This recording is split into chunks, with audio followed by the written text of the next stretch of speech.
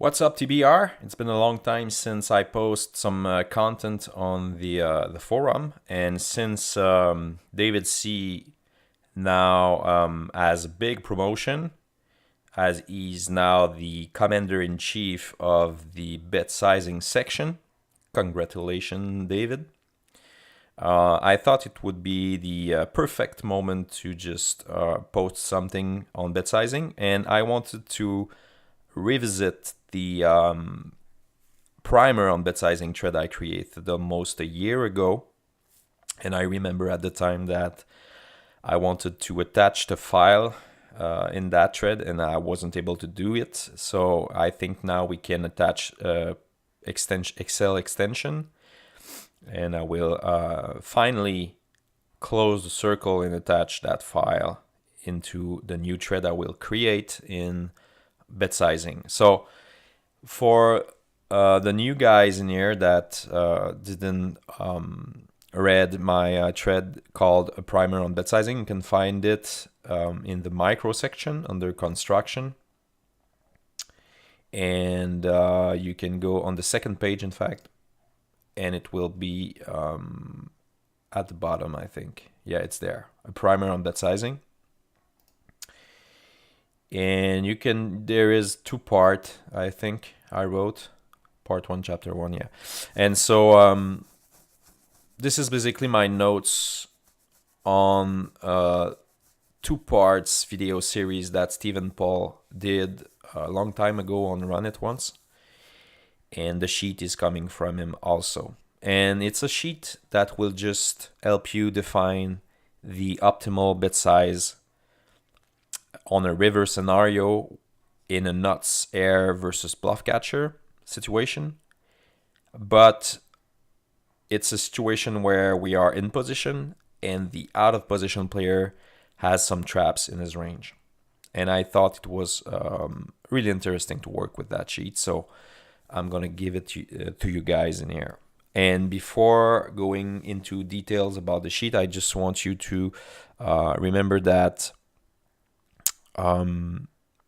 there is some rules that are really important when you look at a situation like this, where you are on the river in position and the opponent has some traps, has some nuts ends in his range.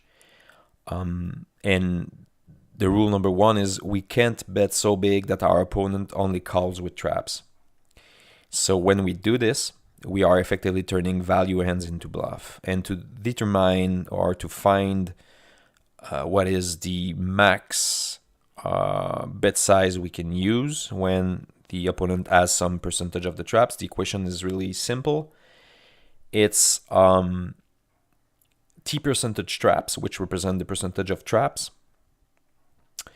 And it's 1 divided by T minus 1. So for example, if let's say the opponent has 5% traps in his range on the river, the equation, the formula would go like this: 1 divided by 0.05 minus 1. 0.05 is the 5% traps, in fact. So this formula gives us 19, which means that we can't bet more than 19 times the pot. If we do this, we're going to have a negative EV on our play. And I'm going to show you this with the sheet, in fact. And just for reference, just remember that when you are in position on the river, a value bet is defined by when you are good 50% of the time or more, in fact. So if you bet, you think you are good 50% of the time or more with your range, it's a value bet, in fact, when you are called. So, and so let's just look at the sheet, in fact, here. There is 3 parts in the sheet, and I will explain quickly how this thing works. So for example, let's take our 5% trap situation. So trap frequency here, you just enter the frequency, the percentage of traps the opponent has in his range. This column here is the bet size percentage of the pot. So 0 is a check, a quarter pot, half pot, 3/4, a pot, 1.5, 2x, 2.5, etc. until 19. And here is the REV when the opponent fold. our EV versus his traps, our EV versus his bluff catcher when he calls, and our total EV. So for example, we said that when the opponent has 5% traps, we can't bet more than 19 times the pot. And if we look at our total EV when we are betting 19 times the pot, our EV is 0. So this means that if we bet more than 19 times the pot, which should be a very rare occurrence, we're gonna be in a negative EV situation.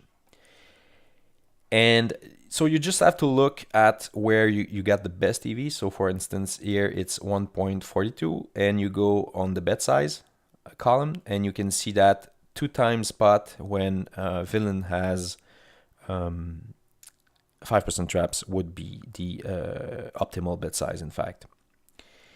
And this is and notice that until we reach 19 times the pot, every bet is a positive outcome. And I will show, let's say for example that villain has 20% traps on the river. Now you'll notice that there is some bet size that just yield us a negative EV, and we have a lot less room for choosing our bet sizes here. As you can see now, when villain has 20% traps in his range on the river, the optimal bet size for us should be, as we can see, we got 93 here and here, so it should be between half pot and 3/4 pot. Now on sheet number 2, there is a couple more columns, in fact. This is a situation now where villain, the opponent, can check raise us on the river. And we are assuming that he's check raising balanced. So you have the same trap frequency sale here. You can define stack, in fact. So we could go like our stack is 19 times the pot, 10 times the pot, etc. So you can define it here. This column is the same. Now we have the bluffing frequency of villain, the opponent. So as you can see,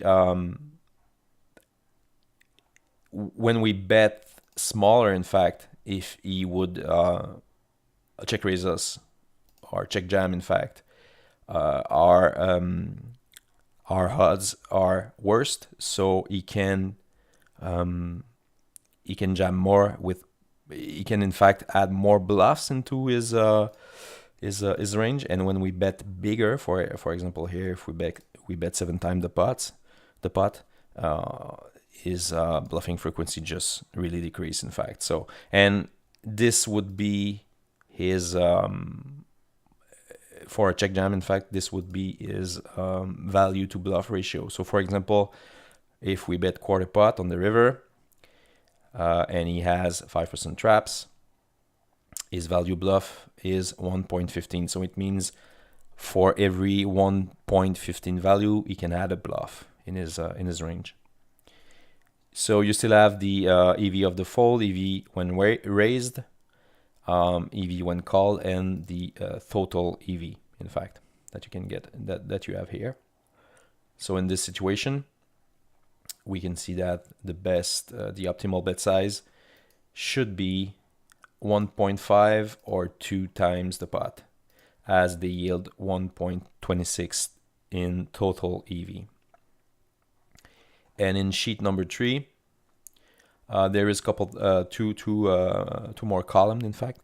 This is just the percentage of the time he will call with his bluff catcher within his all range, and this includes his bluff and the percentage of traps, in fact. And this is obviously minimum difference frequency, because we are assuming that our opponent is balanced. And we got this column here, which is the average money put in by the out of position player, which should represent, in fact, the optimal bet size. So if we look at this here, 1.5 and 2 times the pot, those are the bet sizes that yields us the best expected value, in fact, where the opponent is putting more money into the pot. So this is how the sheet works.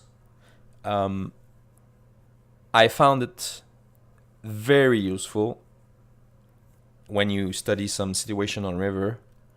In fact, I think that if you get a simple stripped down software like Flopzilla, for example, with this sheet you don't really need a solver. I think you're gonna be able to do a lot of works with this sheet, and it will be very, very good for your game. And but obviously, if you got a solver like GTO Plus, which is really cheap, you can just put in your variables and scenarios and stuff like that in it, and it's gonna saves you a lot of times. But for those who don't own the solver, this will for sure be helpful.